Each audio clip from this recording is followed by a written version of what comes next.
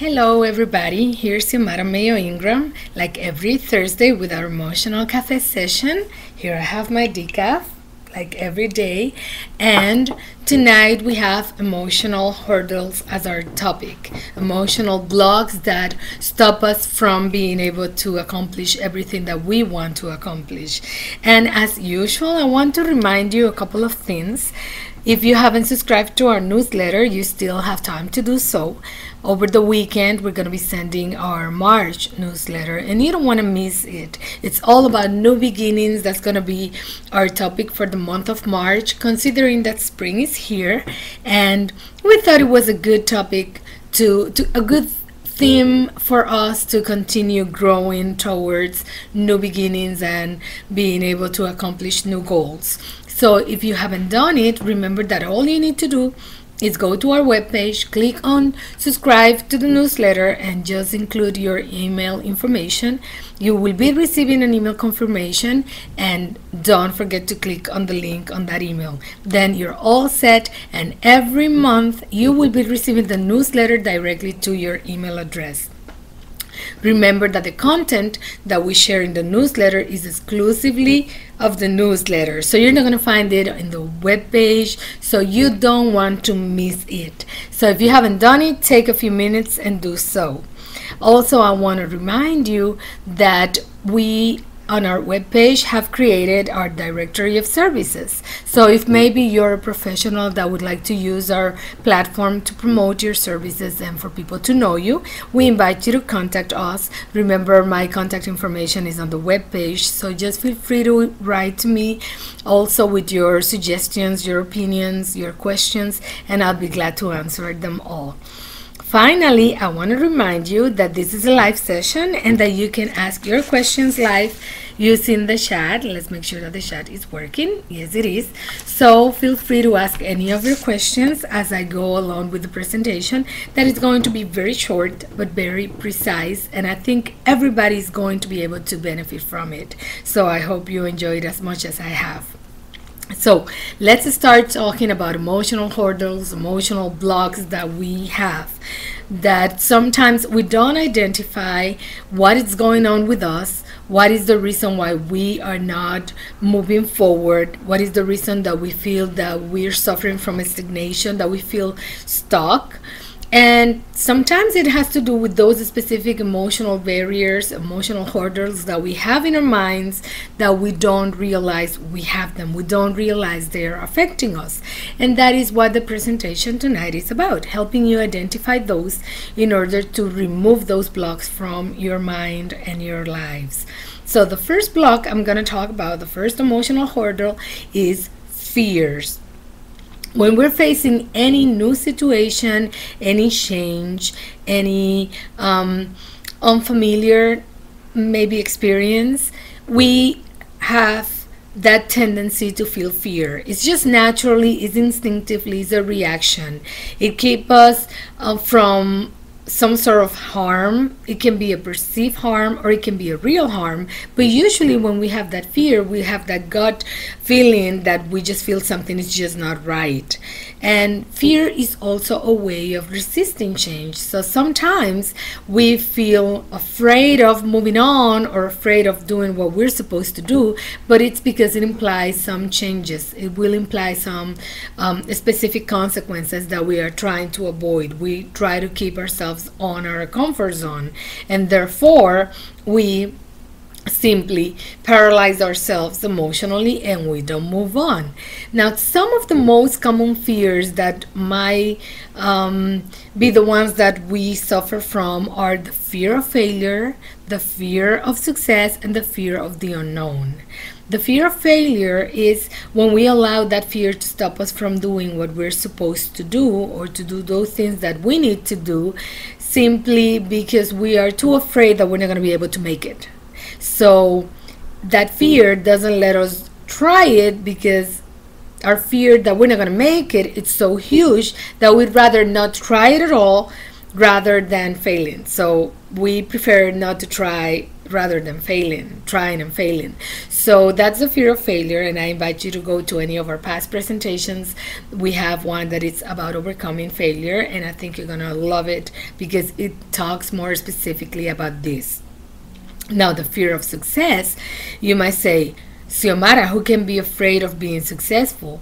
Well, being successful implies lots of things and lots of changes. Sometimes people are afraid of being successful. People are afraid of success because it will change their entire lives. Sometimes this might be related to some sort of experience in which they feel that success was bad. Let's say that maybe someone that they love very much became successful and moved away, and they had that abandonment related to the success. So somehow in their subconscious they relate success to abandonment, and so it goes. It can be related to the concept of success and money. Some people relate being successful to having money, and if you have been raised in an environment that constantly is telling you that having money and being prosperous is something that is not good, then you would try to avoid being success. You'll be afraid of success. So it is important to be able to identify these things, because again, these are the emotional barriers, the emotional blocks that will keep us from accomplishing our goals. And finally, the third fear that I mentioned before is the fear of the unknown. Some people have a control issue to the point that not being able to know what's going to happen, it's a reason itself not to do anything, because they need to have everything laid out on the table for them to do whatever it is that they're going to do. And you know how sometimes in life it's just simply impossible to know what's going to come next. You sometimes have to take that leap of faith and give it a try and see what happens. So the fear of the unknown for some people is really very powerful, and they prefer to stay exactly where they are, just not to have to deal with what they don't know, with the unknown factor. So those are the ones related to the first block, which is fear. Now, the second block that I have to share with you tonight about is the limiting beliefs and learned speech. And this is very interesting because limiting beliefs are those thoughts and statements that you might perceive as real, regardless whether they're true or not. So as long as you perceive them as real, you'll hold on to those beliefs regardless how limiting they can be. Usually a belief comes from a past experience that we've had. Sometimes it comes from what we believe society expects from us, or sometimes those limiting beliefs have been taught to us. We've learned it from someone very important when we were growing up. Maybe your mother, maybe your father, maybe a teacher, maybe your grandma, your grandpa. But those are beliefs about ourselves or about life or about management in general that we just simply pass along and we just learn them.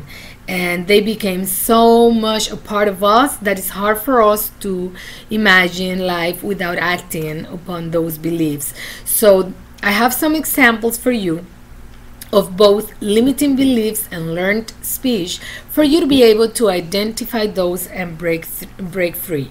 For instance, some common examples of limiting beliefs are: you never something, you never do this right, you never going to learn to sing, you never gonna find another job, you never. So that statement that starts with you never, it's a limiting belief. And maybe when you were growing up, someone was saying that you never will be on time, or that you'll never be responsible, or that you'll never finish your work, or something like that. So whenever there's a statement that starts with you never, that's a limiting belief. Same thing happens with you're always late, you always disappointment, you always do things wrong. So you never or you always are very limiting beliefs, because they are pretty much stereotyping the way that you are and the way you behave, the way you act. Also, you can't do this, you can't do that, you can never so and so. Limiting beliefs. See the limitation? You see how they're putting that wall right ahead of you? Other disqualifying adjectives that you continuously keep adopting as yours, those are limiting beliefs. Now, there are also, in limiting beliefs, what we call learned speech. Someone else used this way to speak, and you kind of copy it. You learn from them. They model it for you. So therefore, you simply repeat it. Some examples that are very common that I'm sure they're going to find very, very familiar. Listen to this one. Oh, I cannot do that because I'm too old. I'm too old for this. I'm too old for that. I'm too old. I'm too old. And the same thing for, oh no, I'm too young. Oh, I'm too young for this, or I'm too young for that, or that's for old people because I'm too young. So all these are learned speech that we've probably have heard it from someone else and simply we adopt it as ours. Others are, I'm not good enough, I'm not pretty enough, I don't have enough time. That's a very limiting one. I don't have enough time. Oh, I can't do that because I don't have enough time. Oh, I wish I could do so and so, but I don't have enough time. I don't have enough education, enough training. Oh, I would love to play the piano, but I never took piano lessons, so I cannot do it. I'm too old for that. All these are things that we are using to limit ourselves and stop us from doing maybe some stuff that we would like to accomplish. So remember, if you don't have enough education, go educate yourself. If you don't have enough training, go train yourself. If you don't have enough time, then make a plan and make a timeline. But action is the key word here. Stop giving excuses. Stop limiting yourself because simply you have been taught to say that because someone else said it or someone else didn't do it. This is a very important one. Sometimes people act in a certain way or things happen in their life and they say, oh, you know what, it must be like that because my parents, the same thing happened to them or to my grandparents, so therefore this is happening to me. It might be a family thing. Guess what? It's not a family thing. You are entitled to write your own story. You don't have to continue with someone else's story. You don't have to accept what's happening in your life as simply something that you don't have any other choice. You always have a choice. What are you going to do about it? So that's what limiting beliefs are about. Doing what others expect you to do instead of doing what you really need to do. And again, sometimes these emotional blocks, these emotional hurdles are there and we don't even realize they're there. That's the reason why Emotional Cafe wanted to do a session based on this. Now, since we've seen fears and we've seen limiting beliefs and learned speech, the third block that I have, the third hurdle that I have, is learned helplessness. You know how we feel helpless sometimes? Can you believe there's such a thing like learned helplessness? And what it means is that it is a result from being trained to be locked, to be kept within a system. It can be a family, it can be a community, it can be a culture, it can be a tradition, a profession, or an institution. But usually the system develops these beliefs and perspectives and activities and taboos and consequences and rules that serve the continuation of that system. And you are pretty much stuck in there. And it's to a point that you can change the situation, but you don't feel that it can be changeable. And the reason why you feel like that is because it has been perpetuated that that family situation or that culture aspect has to continue being like that. And if you ask me, can a learned helplessness be undone? Of course you can.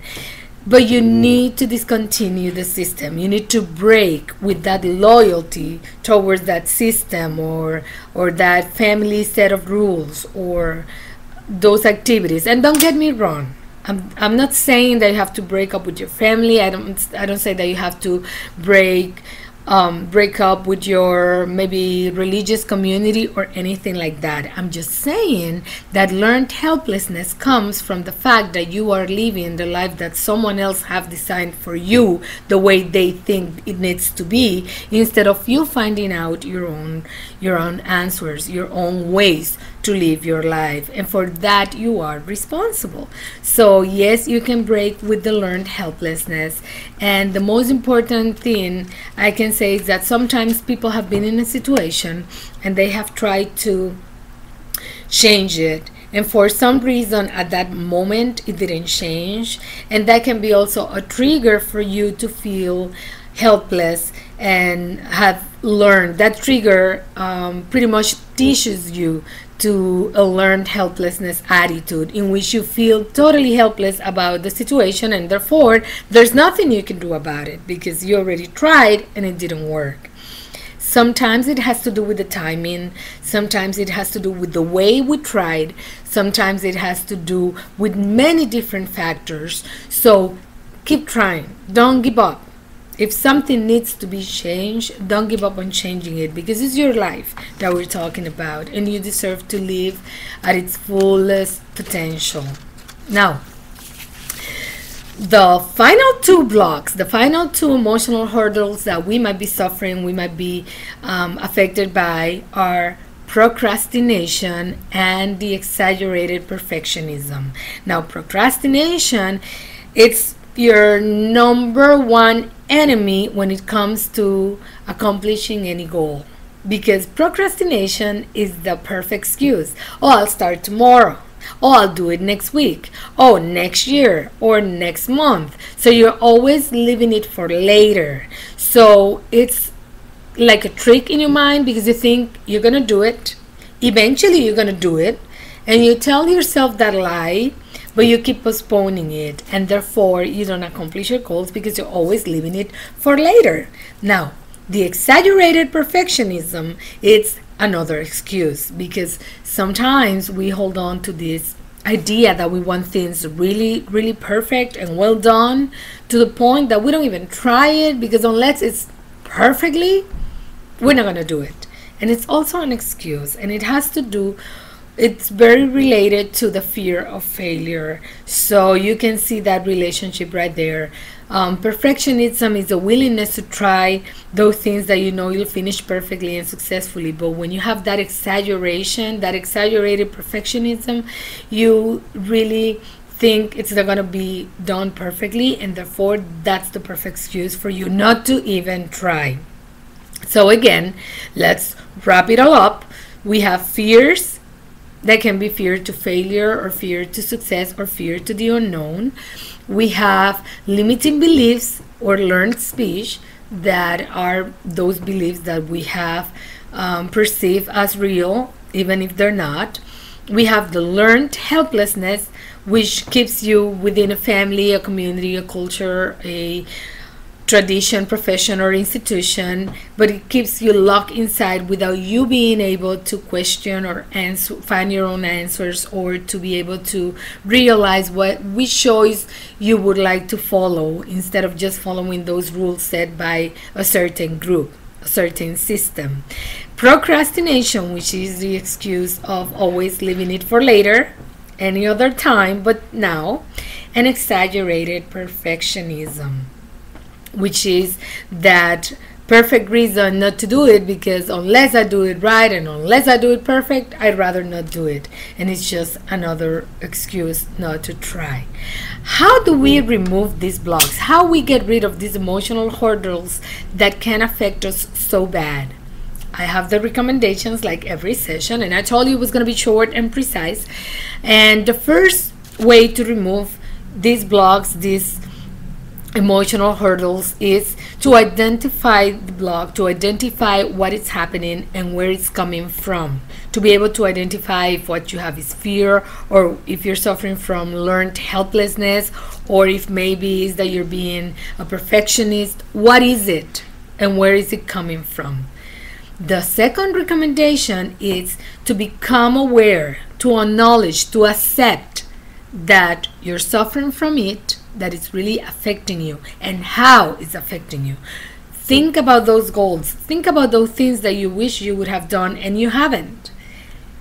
Connect with that, but not to feel sorry for yourself, or to feel stuck, or to feel that you have no hope, but rather than that, to be able to make the changes that you need. So number one is to identify it, and number two is to accept it and recognize how it's affecting you. The third recommendation is to be very loving and compassionate with yourself. Okay, this is not one's fault. Don't try to blame it on someone. It doesn't really matter anymore. Just give yourself lots of love. Repeat to yourself out loud that you can do this. If others have been able to change their lives and change the way they perceive themselves, you're going to be able to do it too. I always talk about positive beliefs and affirmations. Stand up in front of the mirror. This is something that I used to do myself. Look at yourself in the mirror and say it out loud that you can hear yourself, and you can start reprogramming yourself. If others have done it, I'm gonna be able to do it. If others have been capable of doing changes, I'm gonna be able to change as well. Because you have to receive these affirmations in order to internalize them and adopt them as yours. Number 4, you need to acknowledge that change is possible. You need to believe deep inside that those attitudes and patterns of behaviors and beliefs that you have so rooted inside of you, those can be changed. You have to believe. You have to have faith. Again, if others have been able to do it, if I have been able to do it, you'll be able to do it yourself. Number 5, the 5th recommendation, you need a journal. I always recommend that you have a little notebook or something to write on. Why I recommend that you write? Because when you're writing, you can verbalize, you can identify better what's happening and how it's making you feel, and talk to others about that, but not to toxic people or to someone that cannot understand you. Be picky about the people that you choose to share your things with, but have your support system, friends that you can talk about these things and that can help you. Talk to people that probably have overcome these emotional blocks themselves, and then you can talk and nurture yourself from them. Because again, when you're talking, when you're writing, you are being you are analyzing, you're reflecting, you are looking at yourself in a different way. And the final recommendation is put actions into motion. Action, action, and more action. You need to make a list of the actions that you need to take in order to make the changes, and you need to stick to the plan. You need to commit to your discipline and follow up on those actions that you have on that list.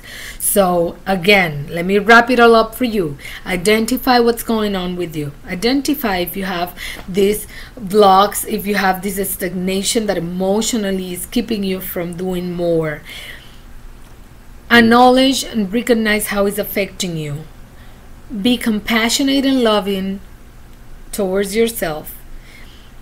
Believe that you can change. Repeat affirmations that you can change this or you can change that, and if others have done it, you'll be able to do it too. Write, talk, empty it out in a very healthy way that you can actually see it and internalize it and verbalize it and name it. And finally, actions. Put your actions into motion. Make a list of actions and stick to the plan. Stick to the list. Follow up every day. What am I doing today to make these changes? What am I doing to make this change? And remember, for removing the blocks, this is really important. You need to be patient. It requires patience and dedication. It's not something that happens overnight. Imagine if you're 40, if you're 30, if you're 60, and you have grown up with these beliefs, with these emotional hurdles affecting your life. It's not something that you can change overnight. So be patient, and dedication. Patience and dedication are the keys. It implies changes. It does not do any good just to identify them.